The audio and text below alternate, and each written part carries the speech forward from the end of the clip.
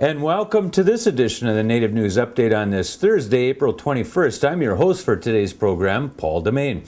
Many of the stories read here can also be found at our website at IndianCountryNews.com. And here are some of the news stories for the day from the Associated Press and other Native news sources.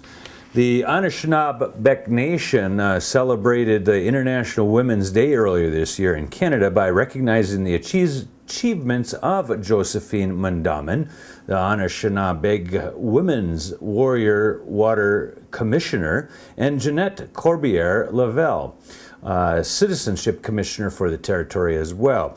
We have Josephine Mandamin, a grandmother who has walked around all of the 5 lakes, bringing attention to our precious water supply, said Deputy Grand Consul Chief Glenn Hare.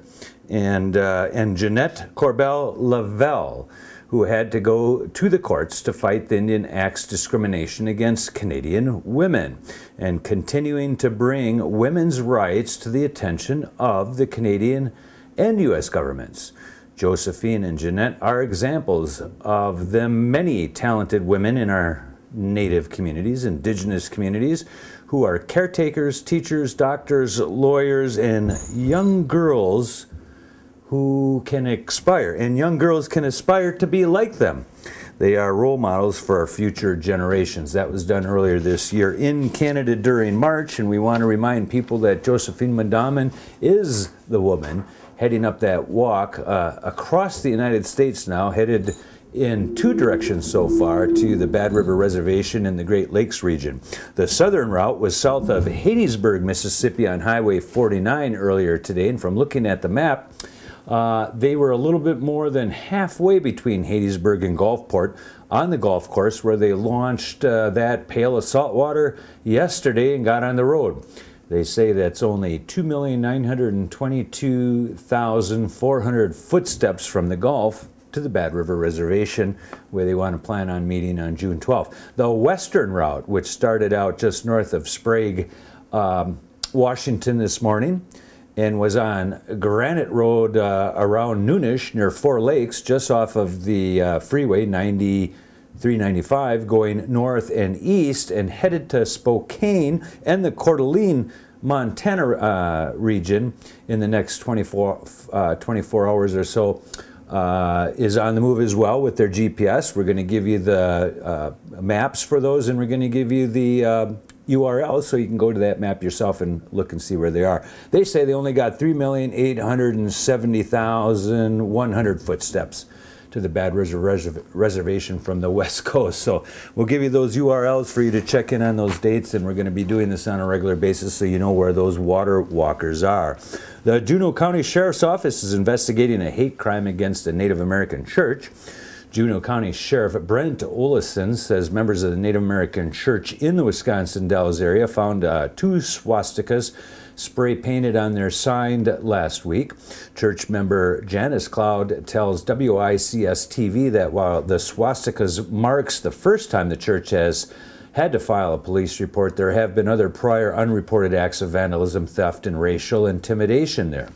Olison said that deputies found a liquor bottle at the scene but were unable to lift prints from it. He suspects 2 people were involved because a swastika was painted on each side of the sign in different colors. Deputies have not made any arrests to date. 2 people from Granger have been sentenced in federal court for conspiring to sell bald and golden eagle parts. U.S. Attorney Michael Ormsby said 39-year-old Ricky S. Wachamwa and his wife 40-year-old Victoria M. Jim were sentenced last week. A jury found Ricky Wachamwa, a Yakama tribal member, guilty of conspiracy, 3 counts of selling or offering to sell eagle parts, and 1 count of selling wildlife in violation of the Lacey Act. Victoria Jim, also a Yakama, was found guilty of conspiracy, 2 counts of selling or offering to sell eagle parts, and 1 count of acquiring wildlife in violation of the Lacey Act. The man was sentenced to 1 month in jail, 3 months of home confinement, followed by 2 years of court supervision. Victoria Jim was ordered to serve 2 weeks in jail, 3 months of home confinement, and 2 years of court supervision as well. Christopher Burford has resigned as the Attorney General for the Confederated Tribes of the Umatilla Indian Reservation. The East Oregonian reports that Burford's had held the job since November 2004, had been on leave since last Friday. The Pendleton newspaper said that Burford posted a message on his Facebook page earlier this month that said the tribes were trying to force him out of his job. Burford declined the newspaper's request for an interview, and Tribal Deputy Executive Director Deborah Croswell declined to discuss the departure. Tucked away amid the hundreds of tall trees surrounding the Cherokee Heritage Center, the Tsa-La-Gi village purports to show visitors what life might have been for Cherokees before American Indian tribe first encountered Europeans during the mid-16th century. That was the plan when the village was built back in 1967, but archaeological finds during ensuing decades have indicated there were some historical errors in the village's construction.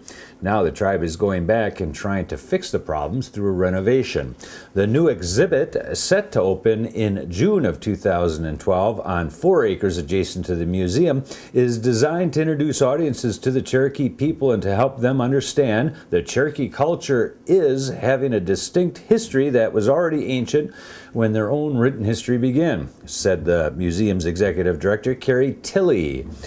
About $640,000 have been raised so far for the project, enough to proceed in earnest, Tilley told the Associated Press. The University of North Dakota is going to keep licensing Fighting Sioux merchandise this year. North Dakota's University System Chancellor Bill Goetz says the UND will also be using its Fighting Sioux nickname and American Indian head logo during the 2011-2011 school year. UND had been planning to discontinue the nickname and logo in August of this year. The NCAA considers the nickname and logo hostile and abusive, and it says UND will face sanctions if it keeps using them. But the North Dakota legislature approved a bill that says UND has to keep the nickname and the logo.